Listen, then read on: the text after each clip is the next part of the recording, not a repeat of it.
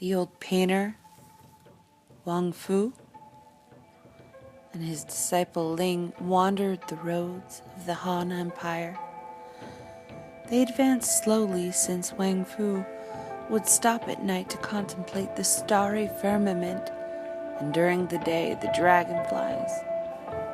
They carried little, since Wang-Fô loved the image of things, not things in themselves. No object in the world seemed to him worthy of possession if it weren't for brushes, pigments, jars of lacquer, and rolls of silk and rice paper. They were poor. Wang-Fô traded his paintings for a bit of food while despising even small silver coin. His disciple Ling walked heavily under the weight of a bag of full sketches.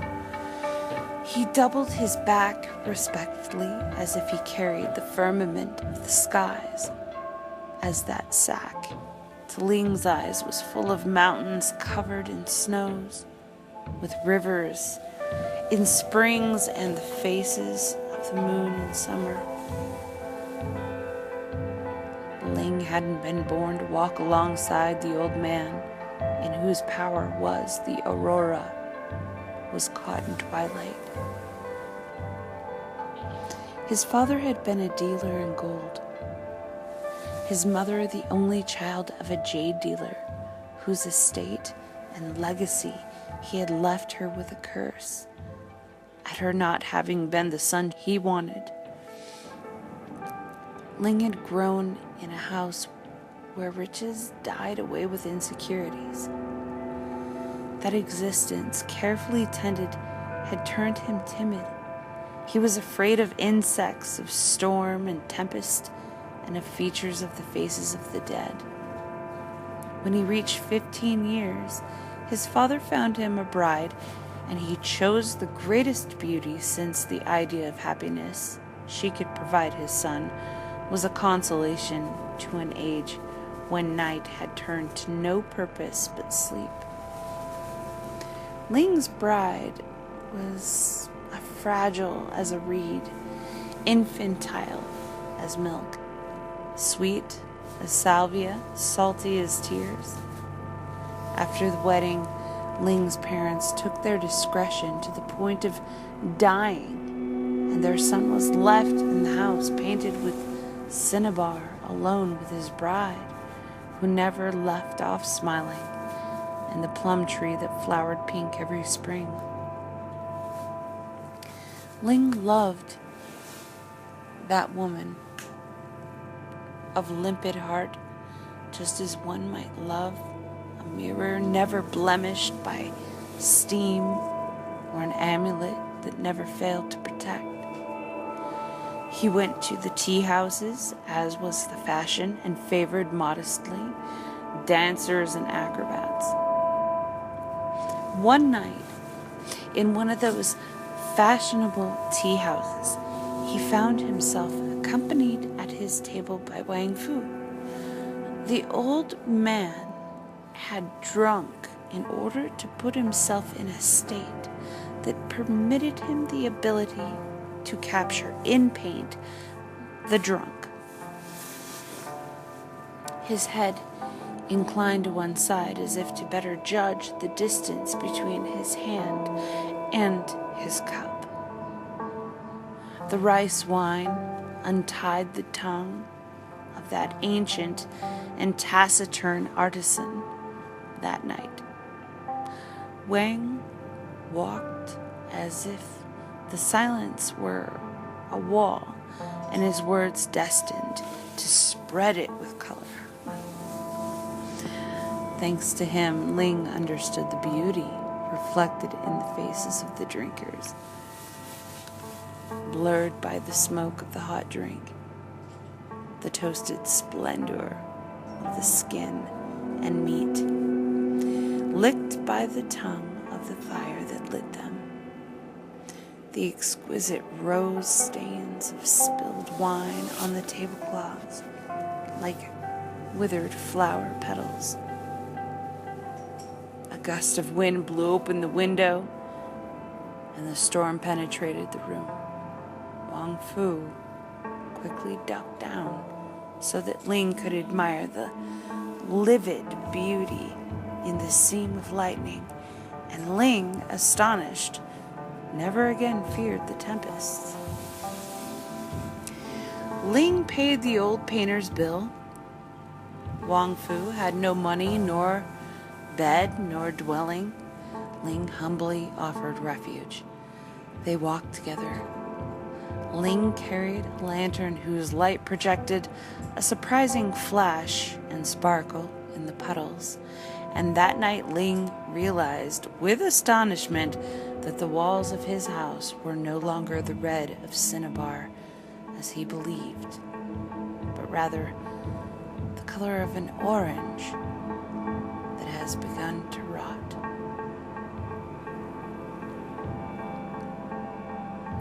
In the courtyard, Wang-Fô pointed out the shape of a delicate bush that no one had noticed before and compared it to the silhouette of a young woman dyeing her hair. In the hallway, he walked slowly with faltering step as he was distracted from his purpose by the wavering path of an ant along the length of the cracks of the wall. And Ling's horror of those little creatures vanished. Then in a moment, Ling understood Wang-Fô and had given him a soul, a new perception. He put the old man to bed with respect in the room his own parents had died.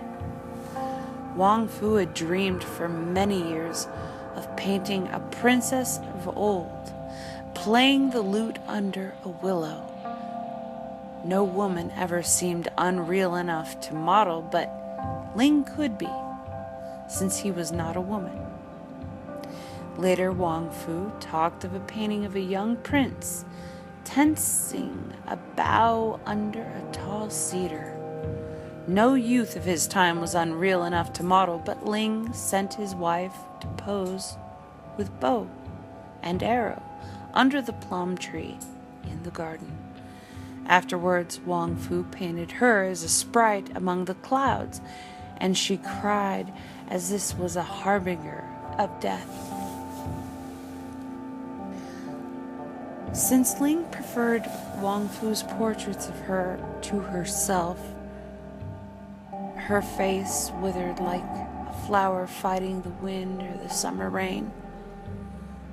One morning, they woke to find her hung by her neck from the plum tree in full rosen bloom.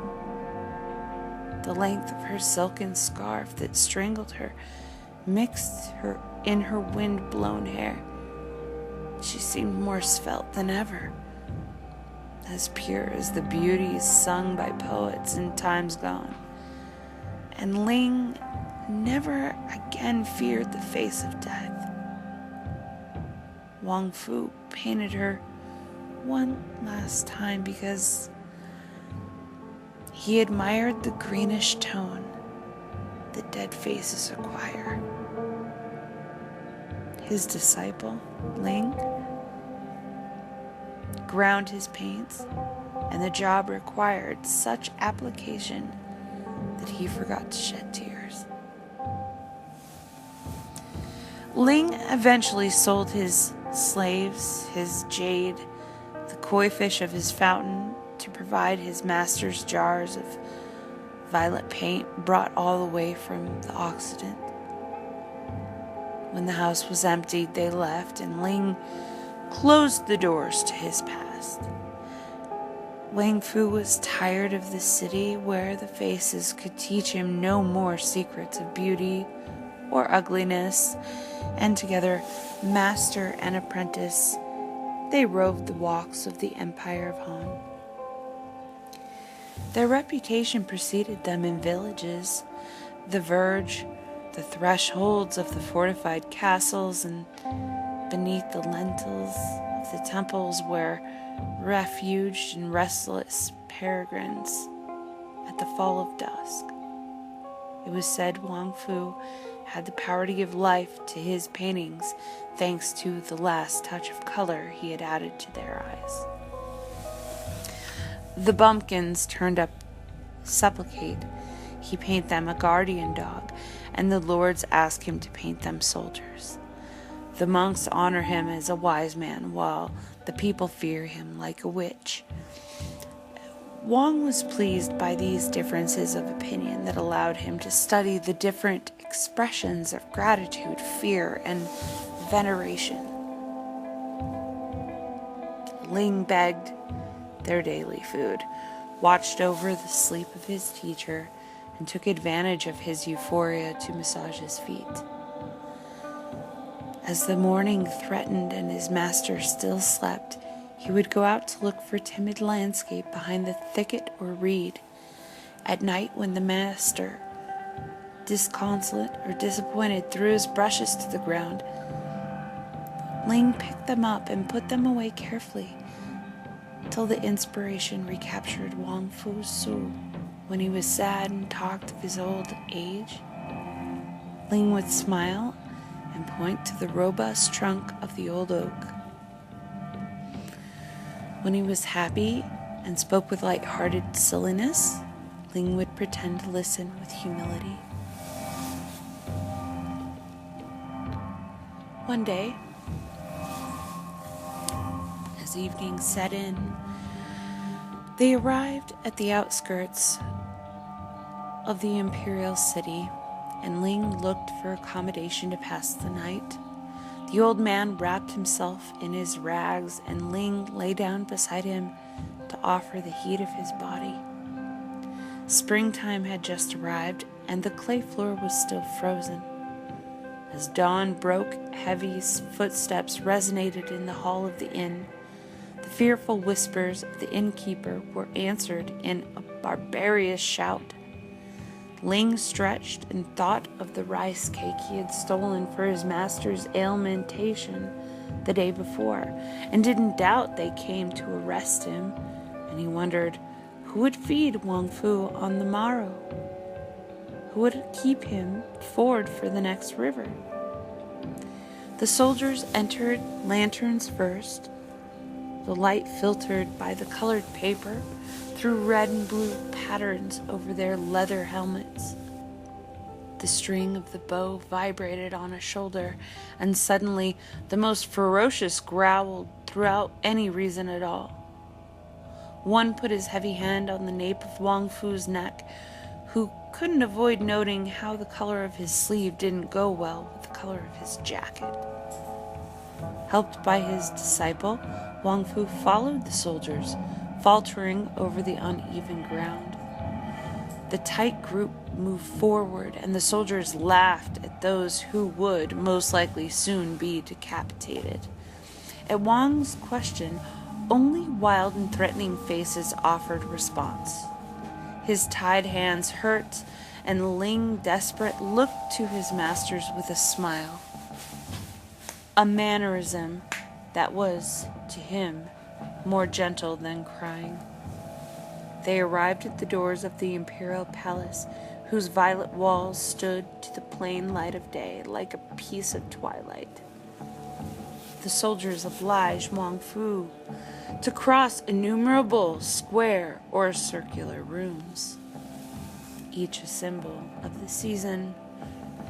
The cardinal points, the masculine, the feminine, their length, the prerogative of power.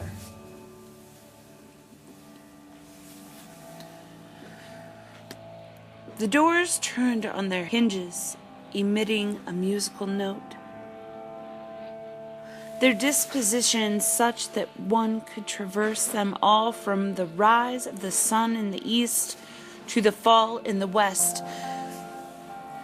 Everything concerted to imply a superhuman power and subtlety one could perceive. The appalling orders given, and the one knew their terrible content was as definitive as was the wisdom of the past. Finally, the air became more rare. more scarce. The silence became so profound that not even the tortured would have dared shout under its weight. A eunuch lifted a curtain, the soldiers trembled like girls, and the small group entered where the son of the sky sat on his throne. It was a hall without walls, upheld by columns of blue stone. A garden flowered at the other side of pillars, and each little corpse was made of a rare species brought from over the seas, but none was perfumed for fear their aroma might disturb the meditation of the dragon of the skies. Out of respect for the silence that bathed his thoughts, no bird was admitted to the interior of the quarter. Indeed, even the bees had been expulsed. A tall wall closed off of the garden from a world with the purpose of keeping the wind that passes over the burst corpses of dogs and the cadavers on the battlefield from brushing even the sleeve of the emperor.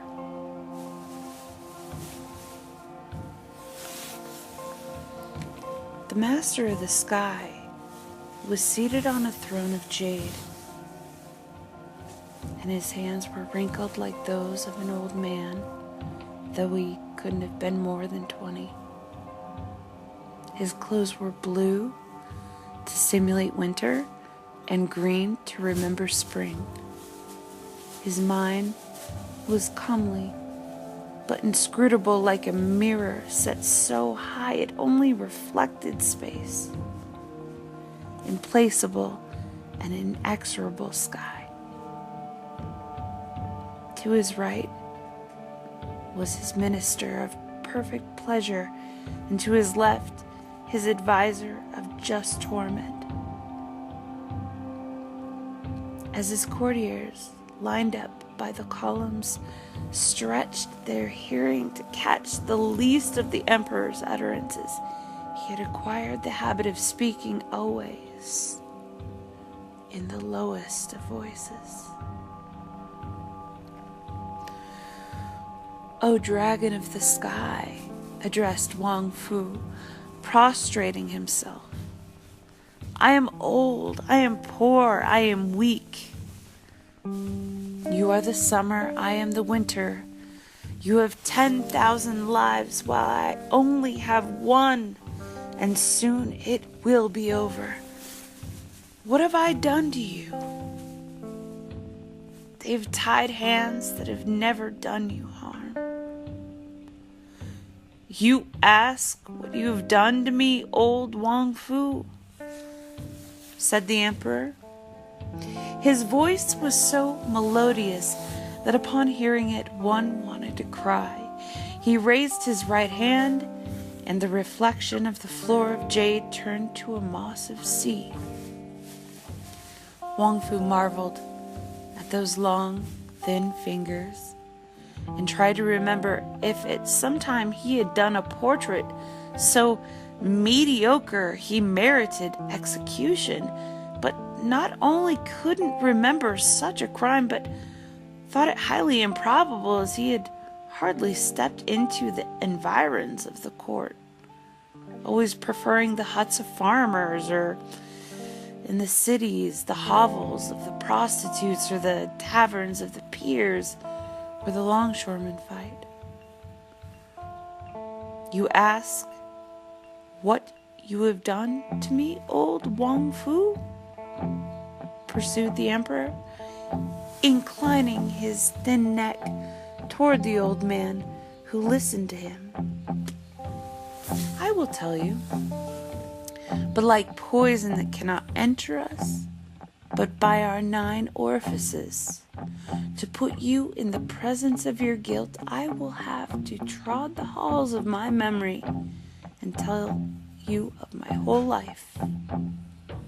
My father reunited a collection of your paintings in the most secret rooms of the palace because he felt the paintings must be protected from profane stares from which they are not able to lower their eyes. In those rooms, they educated me, old Wang-Fô, disposing of great solitude in which I was permitted to grow, with the object of avoiding splashing my candor with the agitated waves of my future subjects. No one was allowed to pass before my doors for fear their shadows might extend until they grazed my person. The few servants that were allowed me showed me themselves as little as possible. The hours turned in an interminable circle. The colors in your paintings resuscitated with the dawn and paled in the dusk. At night, I contemplated them when I couldn't sleep. During 10 long years of constructive nights, I looked at them and I looked at them. During the day, sat on a rug whose design I knew by heart, resting my empty hands on the yellow silk of my knees. I dreamt of the pleasures my future promised. I imagined the world with the empire of Han at its center, similar to the plain of my palm cut by the fatal lines of the 5 rivers. Around it, the 5 seas, where the monsters are born, and further still the mountains that sustain the sky. To help me imagine all of this, I had your paintings. You made me believe the sea looked like the vast layer of water in your paintings, so blue that a stone that fell into its depths couldn't but turn to sapphire. That woman didn't but open and close like flowers, similar to the creatures that advance, pushed by the breeze along the walks of your gardens, and that the young warriors of slim waist that watch over borders in our fortified castles were like arrows that could pierce our heart. At 16, I opened the doors that separated me from the world. I went up the terraces to see the clouds, but they were less beautiful than your twilights. I called for my litter, and along the roads was shaken by rocks and dust I hadn't foreseen. I traveled my provinces without finding your gardens filled with women like lightning bugs, those women you painted whose bodies were themselves gardens. At the ocean's rims, I was disgusted by the sharp rocks and forgotten shells. The blood of the executed was less red than the painted pomegranate of your sketches.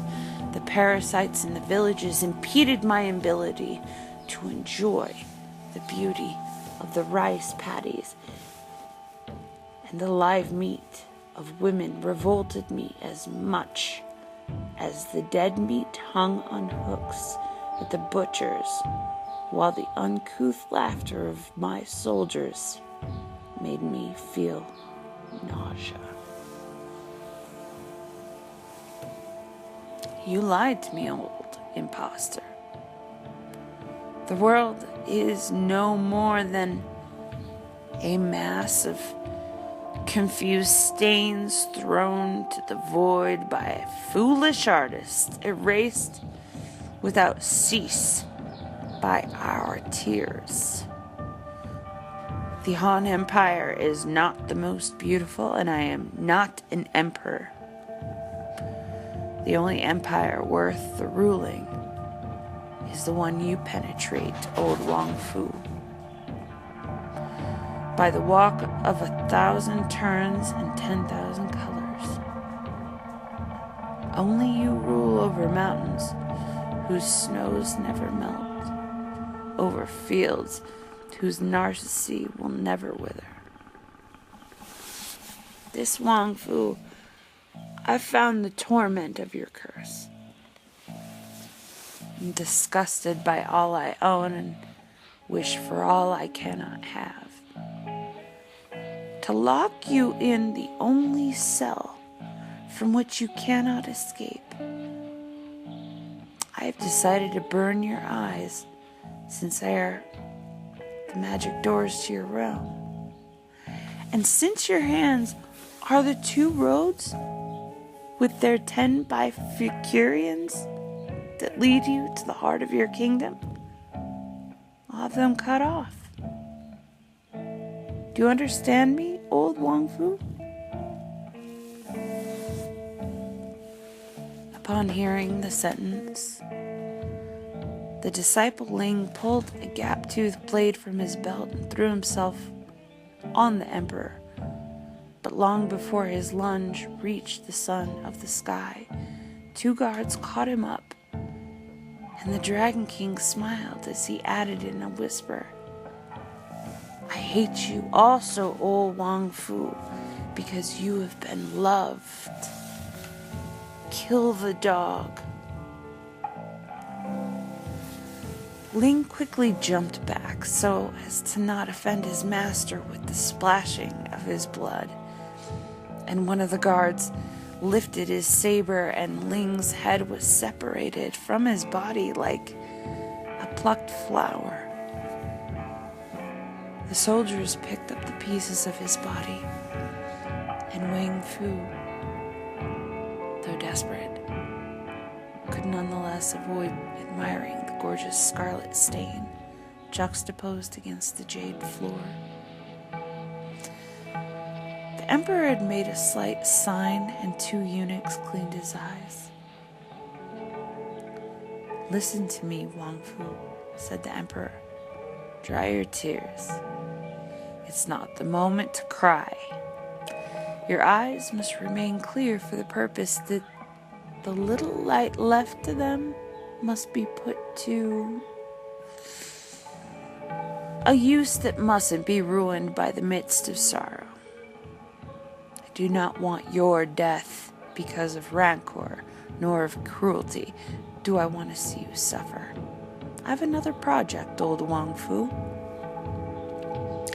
Among my collection of your paintings, I own an admirable but unfinished sketch in which is reflected the mountains in the river's estuary, infinitely reduced, it is true, but with an evidence of their truth that overwhelms the thing in itself, like figures looking at themselves through a glass sphere.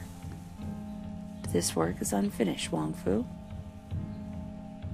Your masterpiece, no more than an outline. Probably you were distracted in the moment you sat in a solitary valley by a bird that flew by, or the boy who chased it, or the bird's beak, or the child's cheek made you forget the blinking purple waves of the sea. You did not finish the shawl of the sea, nor the hair of the algae on the rocks. I want you to use the hours left to finish this painting that I will lock. I will lock the accumulated secrets of your long life in this beauty. I do not doubt your hands, so near to being separated from you, will tremble on the silk, and the infinite will penetrate your work. Nor do I doubt your eyes, so near being annihilated, will discover relationships at the limit of human sensibility. Think that this last desire of mine is a benevolence on my part, as I know the cloth is the only lover you have ever caressed. think of my offering. Use some brushes and pigment is akin to a charitable offering of a lover to a man about to die.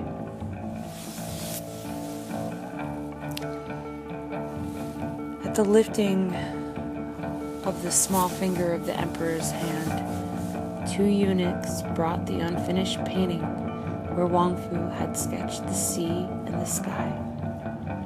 Wang-Fô dried his tears and smiled at the sight of the old sketch that brought back memories of his youth. Everything about the few lines drawn on silk testified to a freshness of soul old Wang-Fô could no longer aspire to. But at the same time, it spoke of something essential that was missing. At the time of its execution, Wang-Fô had not contemplated duly the mountains, nor the rocks that made up its naked flanks, nor the water of the sea that wet them, nor had he soaked sufficiently by the sadness of twilight. He chose a brush among those offered by a slave and began painting some broad strokes of blue over the water, while a eunuch squatted at his feet in grand colors before him, a task he did rather badly, and Wang-Fô missed Ling more than before.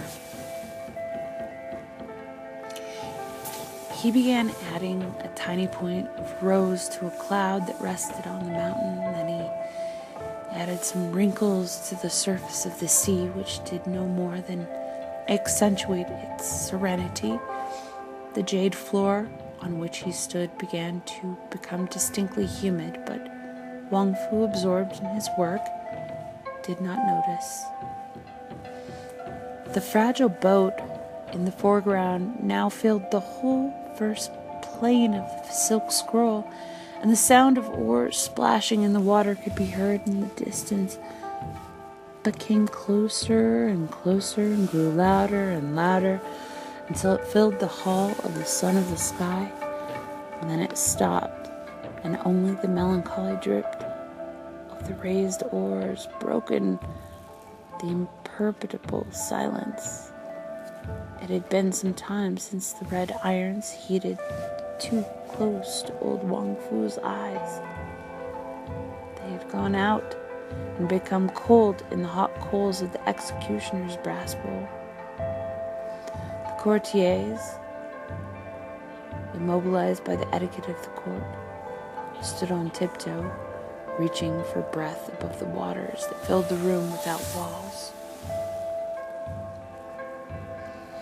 The water finally reached the imperial chest, and Ling, for it was Ling who rowed the boat, a tear on one sleeve, still undarned, since it had been ripped that very morning by soldiers at the inn, worn around his neck, a strange red scar. Wang-Fô said to him with sweetness as he continued to paint, "Thought you were dead, while the house still lives? How could I die?" He helped his master into the boat.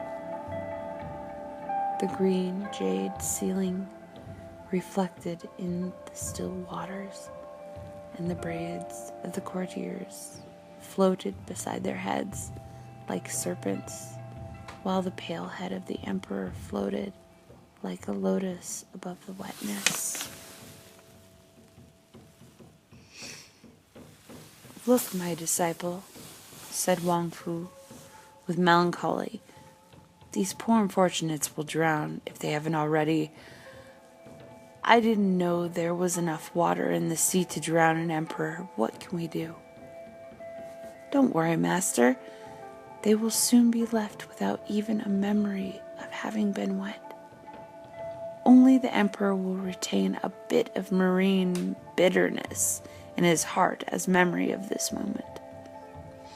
These people weren't made to lose themselves in a painting." And he added, "The sea is tranquil and the wind is favorable. The marine birds are making their nests. Shall we be underway, master, to the country, the other side of the waves?" "Let's embark," said the old painter. Wang-Fô took the tiller, and Ling bent over the oars. Their cadence filled once again the room without walls, firm and regular as a heartbeat. The water's level lowered around the majestic vertical rocks that turned back into pillars, and very soon only puddles on the floor remained, and a little sea foam on the emperor's sleeve. The roll of painted silk sat on the low table, and the boat that filled its foreground receded slowly in the sea of blue jade, invented by Wang-Fô, until it became so small, only Ling's red scarf and the master's long beard could be divined.